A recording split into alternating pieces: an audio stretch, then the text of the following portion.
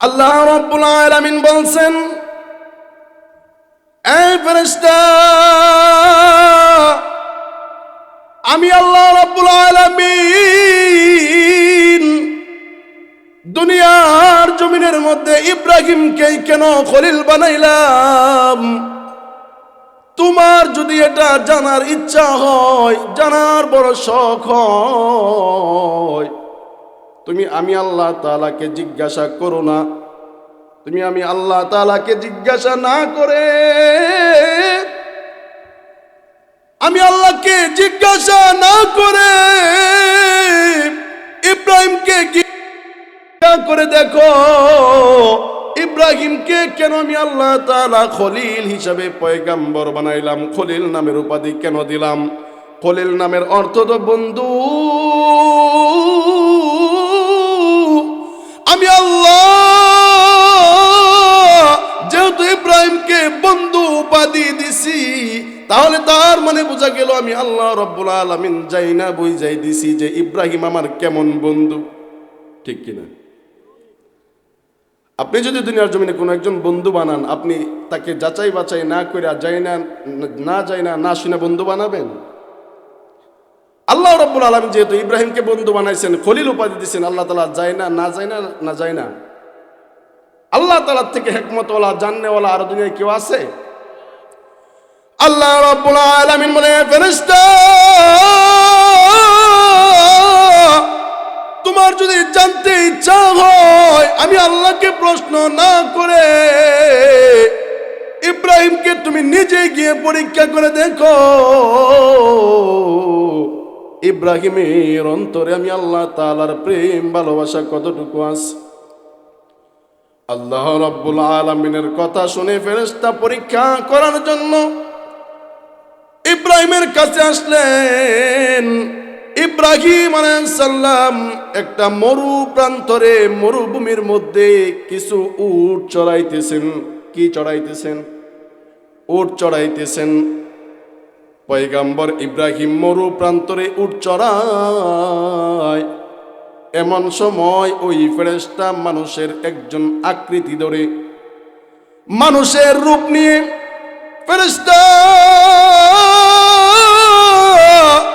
মানুষের চেহারা ধরে ইব্রাহিমকে পরীক্ষা করার জন্য মরু প্রান্তরে যেখানে ইব্রাহিম উটকে খাবার খাওয়ায়, উট চড়াইতেছেন, এর পাশে দিয়া, ইব্রাহিমের পাশে দিয়া আল্লাহ তাআলার ফেরেশতা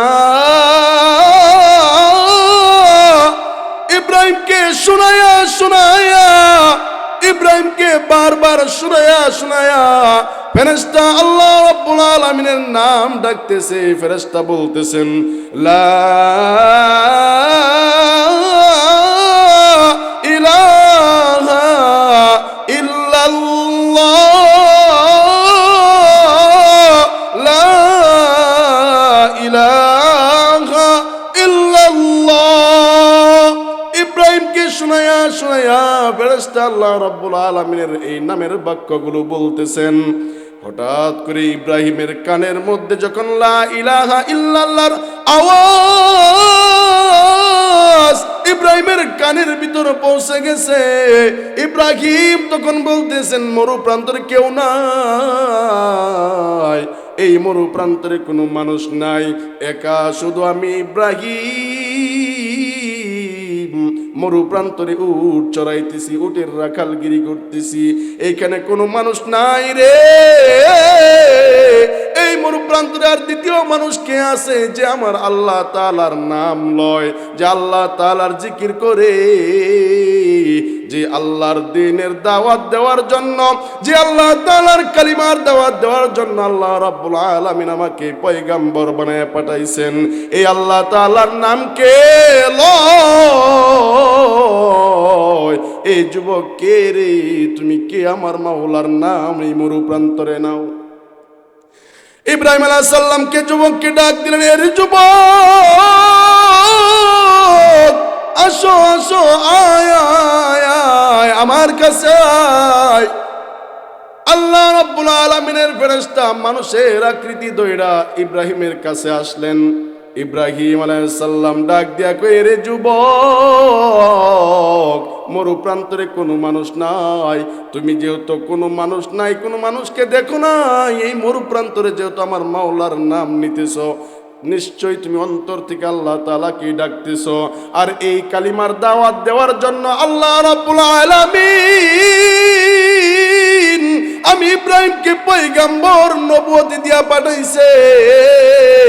আর তুমি এই কালিমা তুমি মরু প্রান্তরে পাঠ করতেছো, এই ফেরেশতা তুমি আমার কাছে আসো।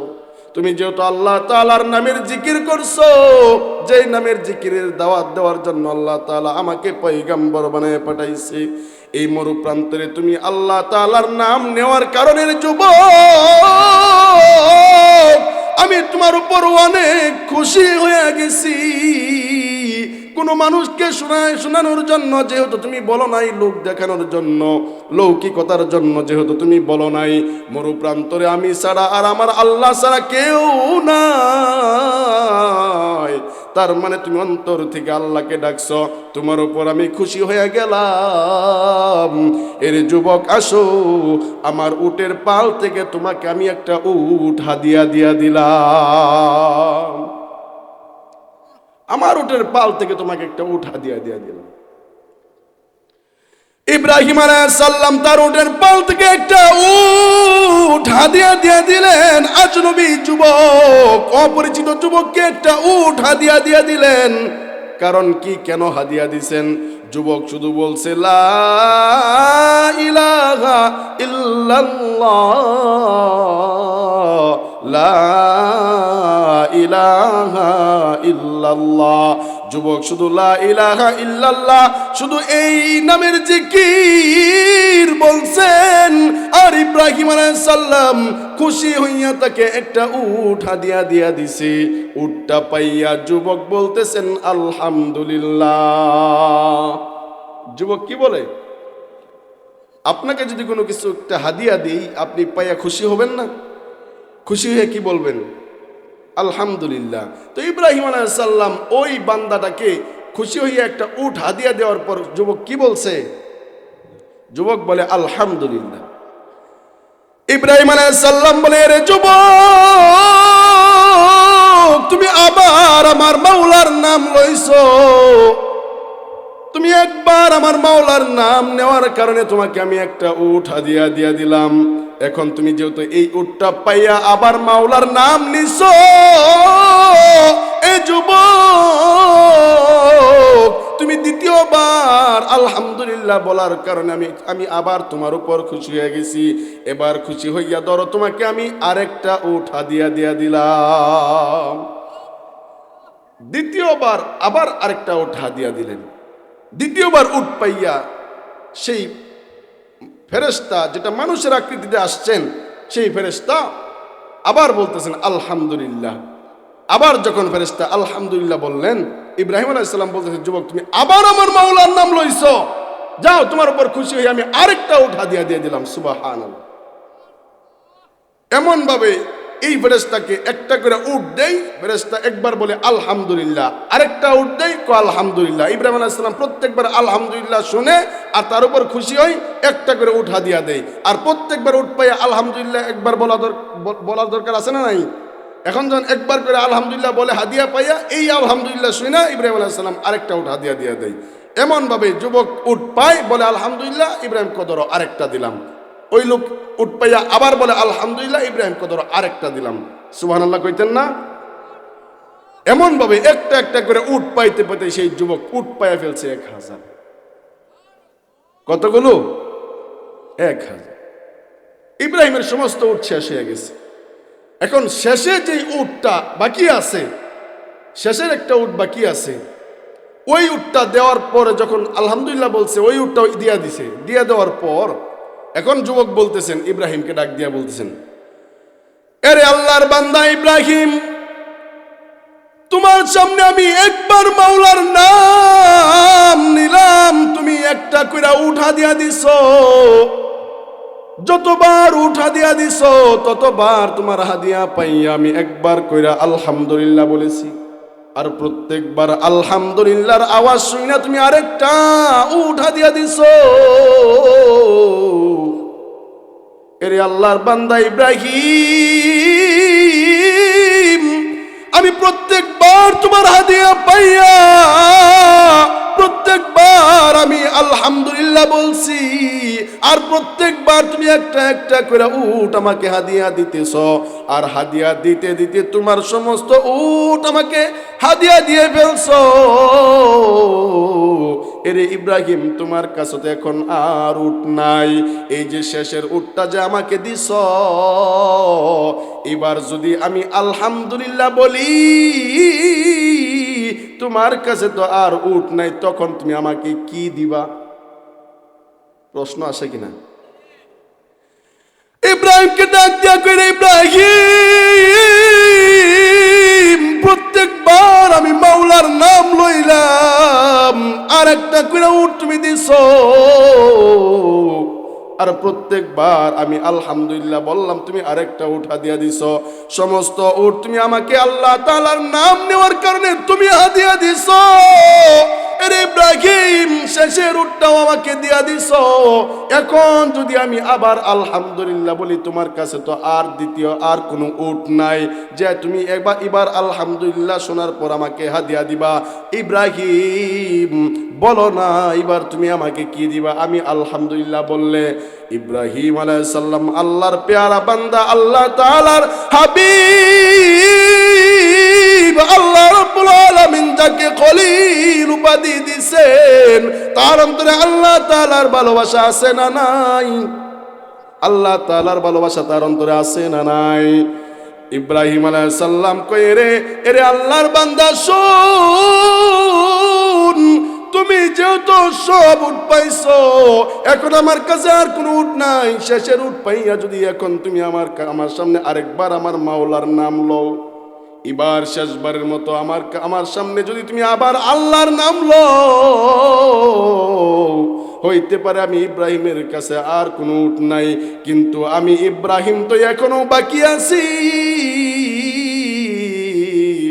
বাকি জিন্দগির জন্য আমি ওয়াদা করলাম, বাকি জিন্দগির জন্য আমি তোমার বাড়িতে এই উটের রাখাল হয়ে যাব। আমি বাকি জিন্দগির জন্য, তুমি যে উটগুলা পাইছো, এই উট পালন করার জন্য তো একটা রাখাল দরকার, ঠিক কিনা? এই বাকি জিন্দগির জন্য তুমি যদি আবার আলহামদুলিল্লাহ বইলাই ফেলো, শেষবারের মতো আমার কাছে উট না থাকতে পারে, আমি ইব্রাহিম বাকি জিন্দগির জন্য তোমার বাড়ির উটের রাখাল হয়ে যাব। চিন্তা করে দেখেন ইব্রাহিমের অন্তরে আল্লাহর প্রতি কত ভালোবাসা।